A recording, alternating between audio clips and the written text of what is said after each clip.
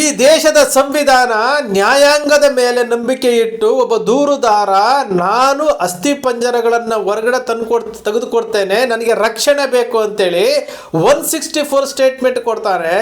ನ್ಯಾಯಾಲಯದ ಮುಂದೆ ಏನು ದೂರುದಾರನಿಗೆ ಸಾಕ್ಷಿದಾರನಿಗೆ ರಕ್ಷಣೆ ಬೇಕು ಅಂತ ಕೇಳ್ತಾರೆ. ನ್ಯಾಯಾಲಯ ಇವರಿಗೆ ಸಾಕ್ಷಿಯ ರಕ್ಷಣೆ ಮಾಡೋದಕ್ಕೋಸ್ಕರವಾಗಿ ಆದೇಶ ಹೊರಡಿಸುತ್ತೆ. ಅಂತಹ ಆದೇಶವನ್ನು ಉಲ್ಲಂಘಿಸಿ ಅಲ್ಲಿನ ಗ್ರಾಮ ಪಂಚಾಯಿತಿಯ ಮಾಜಿ ಅಧ್ಯಕ್ಷ ಮೀಡಿಯಾಗಳಲ್ಲಿ ಸ್ಟೇಟ್ಮೆಂಟ್ ಕೊಡ್ತಾರೆ. ಇವನು ಇಂಥವನೇ, ಇವನು ಇಂಥ ಕೆಲಸ ಮಾಡ್ತಿದ್ದ, ಇವನು ಕಳ್ಳ, ಇವನು ಚಿನ್ನ ಕದಿತಿದ್ದ, ಇವನು ನದಿ ನೀರಿನಲ್ಲಿ ಒಳಗಡೆ ಹೋಗಿ ಚಿನ್ನವನ್ನು ಕದ್ಕೊಂಡು ಬರ್ತಿದ್ದ, ಇವನನ್ನು ಉಚ್ಚಾಟನೆ ಮಾಡಿದ್ದೀವಿ, ಇವನನ್ನು ಕೆಲಸದಿಂದ ತೆಗೆದು ಹಾಕಿದ್ದೀವಿ, ಇವನು ಉಜಿರೆನಲ್ಲಿ ಕೆಲಸ ಮಾಡ್ತಿದ್ದ, ಇವ್ರು ಮತ್ತೊಂದು ಕಡೆ ಕೆಲಸ ಮಾಡ್ತಿದ್ದ ಅಂತ ಒಂದು ಕಡೆ, ಉಪಾಧ್ಯಕ್ಷ ಕುತ್ಕೊಂಡು ಪ್ರೆಸ್ ಮೀಟ್ ಮಾಡೋದು ಒಂದು ಕಡೆ, ನ್ಯಾಯಾಂಗದ ಮೇಲೆ ನಂಬಿಕೆ ಇಟ್ಟು ತನ್ನ ಏನು ಚಹರೆ ಗೊತ್ತಾಗಬಾರ್ದು ಅಂತೇಳಿ 164 ಸ್ಟೇಟ್ಮೆಂಟ್ ಕೊಡಬೇಕಾದ್ರೆ ಮುಖಗವಸನ್ನು ಹಾಕ್ಕೊಂಡು ಮುಖವಾಡವನ್ನು ಹಾಕಿಕೊಂಡು ಬಂದು 164 ಸ್ಟೇಟ್ಮೆಂಟ್ ಕೊಟ್ಟ. SIT ಮುಂದೆ ಹಾಜರಾಗಬೇಕಾದ್ರೆ ಮುಖಗವಸ ಹಾಕ್ಕೊಂಡಿದ್ದ. ಇವತ್ತು ಅಸ್ಥಿಪಂಜರಗಳನ್ನು ತೆಗಿಬೇಕಾದ್ರೆ ಮುಖಗವಸನ್ನು ಹಾಕ್ಕೊಂಡಿದ್ದಾರೆ. ಅಂದರೆ ತನಗೆ ಜೀವ ಬೆದರಿಕೆ ಇದೆ, ನನಗೆ ರಕ್ಷಣೆ ಕೊಡಿ ಅಂತೇಳಿ ನ್ಯಾಯಾಂಗದ ಮುಂದೆ ಹೇಳಿದಂತಹ ವ್ಯಕ್ತಿಯ ಬಗ್ಗೆ ಗ್ರಾಮ ಪಂಚಾಯಿತಿಯ ಮಾಜಿ ಅಧ್ಯಕ್ಷ ಅವರು ಹೇಳ್ತಾರೆ, ಇವನು ಇಂಥವನೇ, ಇವನು ಇಲ್ಲಿ ಕೆಲಸ ಮಾಡ್ತಿದ್ದ ಅಂದರೆ ಅವನ ಇರುವಿಕೆಯನ್ನು, ಅವನ ಪರಿಚಯವನ್ನು ಜಗತ್ತಿನ ಮುಂದೆ ಹೇಳ್ತಾ ಇದ್ದಾರೆ ಅಂತಂದರೆ ಹಾಗಾದರೆ SIT ರಚನೆ ಯಾಕಾಗಿದೆ? ಹಾಗಾದರೆ ನ್ಯಾಯಾಂಗ ಏನು ಆದೇಶ ಕೊಟ್ಟಿದೆಯಲ್ಲ, ಸಾಕ್ಷಿದಾರನ ಗೌಪ್ಯತೆಯನ್ನು ಕಾಪಾಡಬೇಕು, ಸಾಕ್ಷಿದಾರನಿಗೆ ರಕ್ಷಣೆ ಕೊಡಬೇಕು ಅಂತ ಹೇಳಿದೆಯಲ್ಲ, ಹಾಗಾದರೆ ಏನಾಗ್ತಾ ಇದೆ? ಎಲ್ಲ ಮೀಡಿಯಾಗಳು ಯಾವ ರೀತಿ ಮಾಡ್ತಾ ಇದ್ದಾವೆ ಅಂತಂದರೆ, ಗ್ಯಾರಂಟಿ ನ್ಯೂಸ್ನ ರಾಧಾ ಹಿರೇಗೌಡರು ಕರೆಕ್ಟಾಗಿ ಕೇಳಿದ್ರು ಅಂದರೆ ಒಪ್ಕೊಂಡ್ರಲ್ವಾ, ಅವರು ಇಲ್ಲಿ ಕೆಲಸ ಮಾಡ್ತಾ ಇದ್ದಂತ ಒಪ್ಕೊಂಡ್ರಲ್ವಾ, ಎಲ್ಲವನ್ನೂ ಒಪ್ಕೊಂಡ್ರಲ್ವಾ, ಅದನ್ನು ಅವರು ಕೇಳ್ತಾ ಇದ್ದಾರೆ. ಈ ರಿಪಬ್ಲಿಕ್ ಕನ್ನಡ ಮತ್ತು ಏನೋ ಸುವರ್ಣ ವಾಹಿನಿನಲ್ಲಿ ಇವರು ಮಾಡ್ತಾ ಇರುವಂತಹ ವಿಚಾರ ಏನ್ರಿ, ಅಲ್ಲಿ ಅಸ್ಥಿಪಂಜರಗಳನ್ನು ತೆಗೆಯುವಂತಹ ಕೆಲಸ ಸ್ಟಾರ್ಟ್ ಆಗಿ 5 ದಿವಸ ಆಗಿಲ್ಲ, 6 ದಿವಸ ಆಗಿಲ್ಲ, ಅಲ್ಲಿ ಅವ್ರು ಯಾರೋ ಕಿರೀಟಿ ಆ ಮನುಷ್ಯ ತಾನು ಏನನ್ನೋದೇ ಗೊತ್ತಿಲ್ಲ ಅಂಥವನ್ನ ಕರೆಸ್ಕೊಂಡು ಬಂದು ಕೀರ್ತಿನ ಕರ್ಕೊಂಡು ಬಂದು ಡಿಬೇಟಿಗೆ ಕೂರಿಸ್ಕೊತೀರಿ, ರಿಪಬ್ಲಿಕ್ ಕನ್ನಡದಲ್ಲಿ ಕೂರಿಸ್ಕೊತೀರಿ.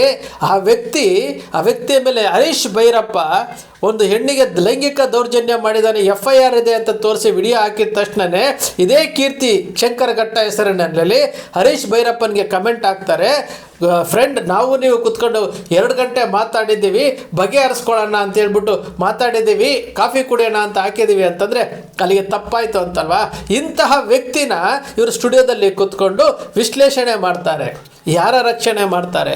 ಗ್ರಾಮ ಪಂಚಾಯಿತಿಯ ಮಾಜಿ ಅಧ್ಯಕ್ಷನ ಎಲ್ಲ ಚಾನಲಲ್ಲಿ ಕೂತ್ಕೊಂಡು ಚರ್ಚೆ ಮಾಡಿಸ್ತಾರೆ, ಫೋನಲ್ಲಿ ತಗೊಳ್ತಾರೆ. ಅಂದರೆ ಜವಾಬ್ದಾರಿ ಇಲ್ಲದಂತಹ ಮಾಧ್ಯಮಗಳು. ಬುರುಡೆ ಸಿಕ್ಕಿದೆ. ಮೊದಲನೇ ಇದರಲ್ಲಿ ATM ಕಾರ್ಡು ಅದು ಇದು ಸಿಕ್ತು ಅಂತೇಳಿ ಅದನ್ನ ಬಗ್ಗೆ ತನಿಖೆ ಮಾಡಬೇಕು ಅಂತೇಳಿ ಮಂಜುನಾಥ್ ಎಂಬ ವಕೀಲರು ಅದ್ರ ಬಗ್ಗೆ ತನಿಖೆ ಮಾಡಬೇಕು ಅಂತ ಪ್ರೆಸ್ ನೋಟ್ ರಿಲೀಸ್ ಮಾಡಿದರು.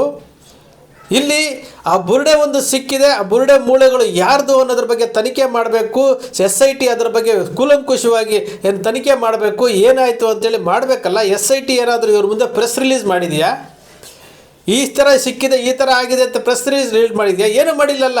ಇವರೇ ಸ್ಟೋರಿ ಮಾಡ್ತಾ ಇರುವಂಥದ್ದು, ಇವರೇ ದಾರಿ ತಪ್ಪಿಸುವಂತಹ ಕೆಲಸ. ನ್ಯಾಯಾಂಗದ ಆದೇಶದ ವಿರುದ್ಧ ಹೋಗ್ತಾ ಇಲ್ವಾ? SIT ಅವರು ಯಾಕೆ ಇನ್ನೂ ಸುಮ್ಮನೆ ಇದ್ದಾರೆ?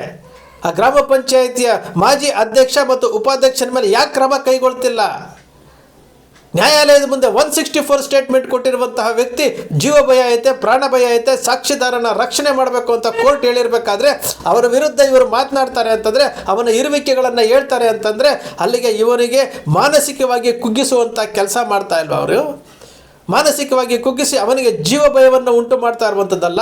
ಏನೇನು ಸ್ಟೋರಿಗಳರಿ ಇಲ್ಲಿ? ಒಂದು ಕಲ್ಲಲ್ಲಿ 100 ಹಕ್ಕಿ ಹೊಡೆಯೋದಕ್ಕೆ ಈ 2-3 ದಿವಸ ಸಿಕ್ಕಲೇ ಇಲ್ಲ ಅಂದ ತಕ್ಷಣವೇ, ಯಾವುದೇ ಅವಶೇಷ ಸಿಕ್ಕಲಿಲ್ಲ ಅಂದ ತಕ್ಷಣವೇ ಇವರೇ ಏನೋ ಮಾಡಿದ್ದಾರೆ, ಬೇರೆ ಯಾರೋ ಬಿಟ್ಟಿದ್ದಾರೆ, ಎಲ್ಲರ ಬಾಯಿ ಮುಚ್ಚೋದಕ್ಕೆ ಮಾಡಿದ್ದಾರೆ ಅಂತ ಒಂದಷ್ಟು ಸುದ್ದಿಗಳು ಆಡಿಸಿದಂಗೆ ಆಯಿತು. ಎಲ್ಲವೂ ಆಯಿತು. ಈಗ ಒಂದು ಬುರುಡೆ ಸಿಕ್ಕಿದ ತಕ್ಷಣ 100 ಸ್ಟೋರಿಗಳನ್ನು ಹೇಳ್ತಾ ಇದ್ದಾರೆ. 300ಕ್ಕೂ ಹೆಚ್ಚು ಸ್ಥಳಗಳಲ್ಲಿ ನಾನು ಊತಿದ್ದೀನಿ ಅಂತ ಹೇಳ್ತಾ ಇದ್ದಾನೆ. ಅದು ಹೊರಗಡೆ ಬರಬೇಕಲ್ಲ. ಅಥವಾ ಇವನೇ ಸುಳ್ಳು ಹೇಳ್ತಾ ಇದ್ದಾನ? ಅವನು ಕಳ್ಳನ? ಅವನು ಸುಳ್ಳನ? ಗ್ರಾಮ ಪಂಚಾಯತಿ ಅಧ್ಯಕ್ಷ ಹೇಳ್ತಿರೋದು ಸರಿನಾ? ಎಲ್ಲ ವಿಚಾರಗಳು SIT ರಿಪೋರ್ಟ್ ಕೊಡಬೇಕಲ್ವಾ? ಇವ್ರು ಯಾರೇ ರಿಪೋರ್ಟ್ ಕೊಡೋದಕ್ಕೆ? ಇವ್ರನ್ನ ಮಾನಸಿಕವಾಗಿ ಕುಗ್ಗಿಸುವಂಥ ಕೆಲಸ ಮಾಡ್ತಾ ಇಲ್ವೇನ್ರಿ ಇವರು? ಇದು ಜವಾಬ್ದಾರಿಯುತವಾದಂತಹ ಮಾಧ್ಯಮಗಳು ಅದೇ ರೀತಿ ನಡ್ಕೊಳ್ತಾ ಇರ್ಬೋದು. ಬಹಳಷ್ಟು ಬೇಸರದ ಸಂಗತಿ ಏನಂತಂದರೆ, ಈ ದೇಶದ ಸಂವಿಧಾನವನ್ನು ನಂಬಿಕೊಂಡು ಬಂದಿದ್ದಂತಹ, ಈ ದೇಶದ ಕಾನೂನು ವ್ಯವಸ್ಥೆ ಮೇಲೆ ನಂಬಿಕೆ ಇಟ್ಕೊಂಡು ಬಂದಿರುವಂತಹ ದೂರುದಾರನಿಗೆ ಇಲ್ಲಿ ಗ್ರಾಮ ಪಂಚಾಯಿತಿಯ ಮಾಜಿ ಅಧ್ಯಕ್ಷ ಮತ್ತು ಉಪಾಧ್ಯಕ್ಷ ಅವರು ಕೊಡ್ತಾ ಇರುವಂಥ ಸ್ಟೇಟ್ಮೆಂಟ್ಗಳು ಯಾವ ರೀತಿ ಇದೆ ಅಂತಂದರೆ, ಅವನನ್ನು ಕೆದಕುವಂತಹ ಕೆಲಸ. ಆ ವ್ಯಕ್ತಿ ಯಾರು? ಇಷ್ಟು ದಿವಸ 10 ವರ್ಷಗಳ ಕಾಲ ಬೇರೆ ರಾಜ್ಯದಲ್ಲಿ ಕಣ್ಮರೆಯಾಗಿದ್ದಂತಹ ವ್ಯಕ್ತಿ ಬಂದಿದ್ದಾನೆ ಅಂತಂದರೆ, ಅವನ ಕುಟುಂಬ ಎಲ್ಲಿದೆ, ಅವನ ಇರುವಿಕೆ ಏನು, ಅವನನ್ನು ಜಾಡು ಹೋಗೋದಕ್ಕೆ ಇವರೇ ದಾರಿ ಮಾಡಿಕೊಟ್ಟಿದ್ದಾರಲ್ವಾ. ಹಾಗಾದರೆ ಮುಖಗವಸು ಯಾಕೆ ಬೇಕ್ರಿ? ಕಿತ್ತು ಬಿಸಾಕ್ಬೋದಲ್ಲ. ಹಾಗಾದರೆ ನ್ಯಾಯಾಲಯದ ಆದೇಶ ಯಾಕ್ರಿ ಬೇಕು? ನ್ಯಾಯಾಲಯದ ಆದೇಶವನ್ನು ಉಲ್ಲಂಘಿಸಿ ಇವರು ಸ್ಟೇಟ್ಮೆಂಟ್ ಕೊಡ್ತಾರೆ ಅಂತಂದರೆ ನಾವು ಅರ್ಥ ಮಾಡ್ಕೊಳ್ಬೇಕು ಇವರ ಉದ್ದೇಶ ಏನು ಅಂತೇಳಿ. ಅಂದರೆ ಆ ದೂರುದಾರನ ಕುಟುಂಬ ಎಲ್ಲಿದೆ, ದೂರುದಾರನ ಮನೆ ಎಲ್ಲಿದೆ, ಇವರು ಎಲ್ಲಿದ್ದರು ಎಲ್ಲವೂ ಸ್ಟಡಿ ಮಾಡ್ತಾರೆ. ಯಾಕೆ ಗೊತ್ತಾ? ಆ ದೂರುದಾರನನ್ನು ಕೆಲಸದಿಂದ ಹೊರಗಡೆ ತೆಗೆದಿದ್ದೀವಿ ಅಂತ ಹೇಳಿರುವಂಥವ್ರು, ಉಜಿರೆಯಲ್ಲಿ ಕೆಲಸ ಮಾಡ್ತಿದ್ದ, ಬೇರೆ ಕಡೆ ರೆಸ್ಟೋರೆಂಟ್ ಕೆಲಸ ಮಾಡ್ತಾ ಇದ್ದಂಥವ್ರು ಈಗ ಅವ್ರನ್ನ ಹುಡ್ಕೋದಕ್ಕೆ ಪ್ರಾರಂಭ ಮಾಡೋದಿಲ್ವಾ? ಹುಡ್ಕೋದಕ್ಕೆ ಪ್ರಯತ್ನಗಳು ನಡೆಯೋದಿಲ್ವಾ? ಏನು ಮಾಡ್ತಾ ಇದ್ದಾರೆ? SIT ಅವರು ಈ ಕೂಡಲೇ ಅವರನ್ನು ಅರೆಸ್ಟ್ ಮಾಡಬೇಕಾಗಿತ್ತು. ಆ ಮಂಜುನಾಥ್ ವಕೀಲರು ಏನು ಸ್ಟೇಟ್ಮೆಂಟ್ ಕೊಟ್ಟಿದ್ರಲ್ಲ, ಅದನ್ನು ನೋಡಿಕೊಂಡು ಪ್ರೆಸ್ ರಿಲೀಸ್ ಮಾಡಿದ್ರಲ್ಲ, ಅರೆಸ್ಟ್ ಮಾಡಬೇಕಾಗಿತ್ತು. ಯಾಕೆ ಮಾಡಲಿಲ್ಲ? ಯಾಕೆ ಮಾಡ್ತಾ ಇಲ್ಲ? ಖಡಕ್ಕಾದಂಥ ಉತ್ತರ ಕೊಡಬೇಕಲ್ಲ.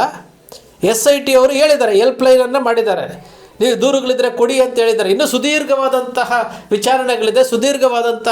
ವಿಚಾರಗಳಿದೆ. ಇಷ್ಟರ ಒಳಗಡೆಗೆ ಇವರು ಸ್ಟೇಟ್ಮೆಂಟ್ಗಳನ್ನು ಕೊಡ್ತಾರೆ ಅಂತಂದರೆ, ಇಲ್ಲಿ ನ್ಯಾಯಾಂಗದ ಆದೇಶಕ್ಕೆ ಬೆಲೆ ಕೊಡ್ತಾ ಇಲ್ಲ, SITಗೆ ಬೆಲೆ ಕೊಡ್ತಾ ಇಲ್ಲ. ಇವರು ನೋಡಬೇಕು, ಕಾದು ನೋಡಬೇಕು, ಯಾರನ್ನು ಉಳಿಸ್ಲಿಕ್ಕೆ ಹೋಗ್ತಾ ಇದ್ದೀರಿ. ಆ ವಸಂತ ಗಿಳಿಯಾರು ತಾನು ಯಾರು ಅನ್ನೋದೇ ಗೊತ್ತಿಲ್ಲ, ತಾನು ಏನು ಮಾಡ್ತಾ ಇದ್ದೀನಿ ಅನ್ನೋದೇ ಗೊತ್ತಿಲ್ಲ. ಇಂತಹ ವ್ಯಕ್ತಿನ ಒಬ್ಬ ಸೆಲೆಬ್ರಿಟಿ ರೀತಿಯಲ್ಲಿ ಕೂತ್ಕೊಂಡು ಸುವರ್ಣ ವಾಹಿನಿಯಲ್ಲಿ ಕೂರಿಸ್ಕೊತೀರಿ, ರಿಪಬ್ಲಿಕ್ನಲ್ಲಿ ಕೂರಿಸ್ಕೊತೀವಿ. ಏನು ಮಾಡಲಿಕ್ಕೆ ಹೊರಟಿದ್ದೀರಿ ನೀವು? ವಾಸ್ತವವಾಗಿ ಏನಾಗ್ತದೆ? ಸತ್ಯದ ಪರವಾಗಿ ನಿಂತ್ಕೊಳ್ಬೇಕಲ್ಲ, ನ್ಯಾಯದ ಪರವಾಗಿ ನಿಂತ್ಕೊಳ್ಬೇಕಲ್ಲ. ಆ ಕೆಲಸ ಮಾಡಿರಿ ಮೀಡಿಯಾಗಳು, ಆ ಕೆಲಸ ಮಾಡಿ. ಜಗತ್ತು ನೋಡ್ತಾ ಇದೆ ಇವತ್ತು. ಇಲ್ಲಿ ಯಾರ ತಪ್ಪು ಯಾರ ಸರಿ ಅನ್ನೋದಲ್ಲ ಮುಖ್ಯ.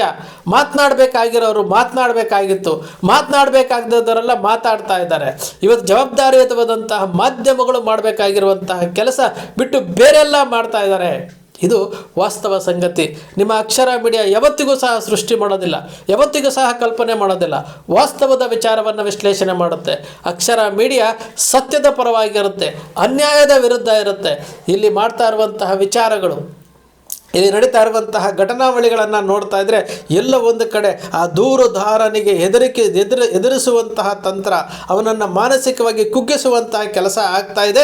ಈ ಮೀಡಿಯಾಗಳು ಅದೇ ಮಾಡ್ತಾ ಇದ್ದಾವೆ. ಕೆಲವೊಂದು ಮೀಡಿಯಾಗಳು, ಎಲ್ಲ ಮೀಡಿಯಾಗಳಲ್ಲ, ಕೆಲವೊಂದು ಮೀಡಿಯಾಗಳು ಮಾಡ್ತಾ ಇದ್ದಾವೆ. ಇಲ್ಲಿ ಗ್ರಾಮ ಪಂಚಾಯಿತಿಯ ಉಪಾಧ್ಯಕ್ಷ, ಗ್ರಾಮ ಪಂಚಾಯಿತಿಯ ಅಧ್ಯಕ್ಷ ಆ ದೂರುದಾರನಿಗೆ ಭಯವನ್ನು ಉಂಟು ಮಾಡ್ತಾ ಇದ್ದಾರೆ.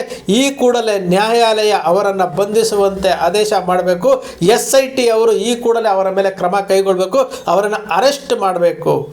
ಅವರನ್ನು ಅರೆಸ್ಟ್ ಮಾಡಿ ಅವರು ಏನು ಬಚ್ಚಿಟ್ಟಿದ್ದಾರಲ್ಲ, ಇವನು ದೂರುದಾರ ಕಳ್ಳ, ಇವನು ಚಿನ್ನ ಕದಿತಿದ್ದ, ಇವನು ನೇತ್ರಾವತಿ ನದಿ ಒಳಗಡೆ ಹೋಗಿ ಚಿನ್ನವನ್ನು ಕದಿತಿದ್ದ ಅಂತ ಹೇಳ್ತಾರಲ್ಲ, ಯಾಕೆ ಅವತ್ತು ದೂರು ಕೊಟ್ಟಿಲ್ಲ ಇವರು?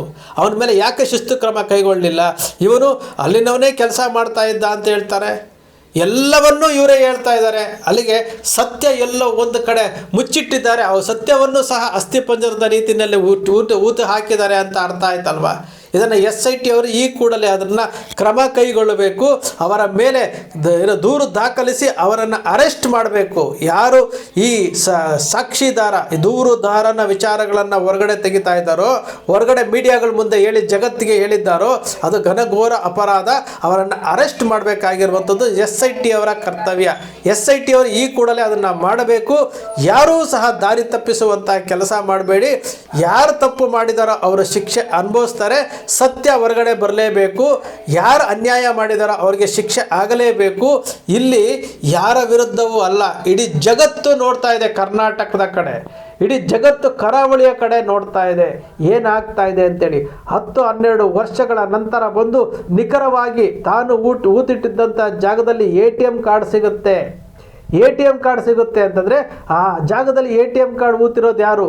ಇದೇ ದೂರುದಾರ ಊತಿದ್ನಾ ಅಥವಾ ಬೇರೆ ಯಾರಾದರೂ ಊತಿದ್ರಾ? ಎಲ್ಲದೂ ತನಿಖೆ ಆಗಬೇಕಲ್ಲ, ಎಲ್ಲವೂ ತನಿಖೆ ಆಗಬೇಕಲ್ಲ. ಇಲ್ಲಿ ಬುರುಡೆ ಸಿಕ್ಕಿದೆಯಲ್ಲ, ಹಾಗಾದರೆ ದೂರುದಾರ ಹೇಳ್ತಾ ಇರೋದು ಸತ್ಯ ಅಂತ ಆಯ್ತಲ್ವಾ? ಒಂದು ಬುರುಡೆ ಸಿಕ್ಕಿದೆಯಲ್ಲ, ಮುಂದೆ ಸಿಗುತ್ತೆ, ಸಿಗದೇ ಇರ್ಬೋದು, ಏನು ಬೇಕಾದರೂ ಆಗ್ಬೋದಲ್ಲ. ಇದರ ಬಗ್ಗೆ SITನವರು ಈ ಕೂಡಲೇ ಕ್ರಮ ಕೈಗೊಳ್ಳಬೇಕು. ಯಾರ ವಿರುದ್ಧ? ಗ್ರಾಮ ಪಂಚಾಯಿತಿಯ ಮಾಜಿ ಅಧ್ಯಕ್ಷ ಮತ್ತು ಉಪಾಧ್ಯಕ್ಷ ಮತ್ತು ಮೀಡಿಯಾಗಳಲ್ಲಿ ಕೂತ್ಕೊಂಡು ಮಾತನಾಡ್ತಾರಲ್ಲ ಅವ್ರಿಗೂ ಸಹ ಸರಿಯಾದಂತಹ ಒಂದು ವಾರ್ನಿಂಗು SIT ಕೊಡಬೇಕಾಗತ್ತೆ. ಸ್ನೇಹಿತರೆ, ನಿಮ್ಮ ಅಕ್ಷರ ಮೀಡಿಯಾ ಸೃಷ್ಟಿ ಮಾಡೋದಿಲ್ಲ, ಕಲ್ಪನೆ ಮಾಡೋದಿಲ್ಲ, ವಾಸ್ತವದ ವಿಚಾರವನ್ನು ವಿಶ್ಲೇಷಣೆ ಮಾಡುತ್ತೆ. ನಿಮ್ಮ ಅಕ್ಷರ ಮೀಡಿಯಾದ ವಿಶ್ಲೇಷಣೆ ನಿಮ್ಗೆ ಇಷ್ಟ ಆಯಿತು ಅಂದರೆ ಸಬ್ಸ್ಕ್ರೈಬ್ ಆಗಲಿಲ್ಲ ಅಂದರೆ ಸಬ್ಸ್ಕ್ರೈಬ್ ಮಾಡ್ಕೊಳ್ಳಿ, ಪಕ್ಕದಲ್ಲಿ ಕಾಣುವಂಥ ಬೆಲ್ ಐಕಾನ್ ಪ್ರೆಸ್ ಮಾಡಿ, ಶೇರ್ ಮಾಡಿ, ಪ್ರೋತ್ಸಾಹ ನೀಡಿ.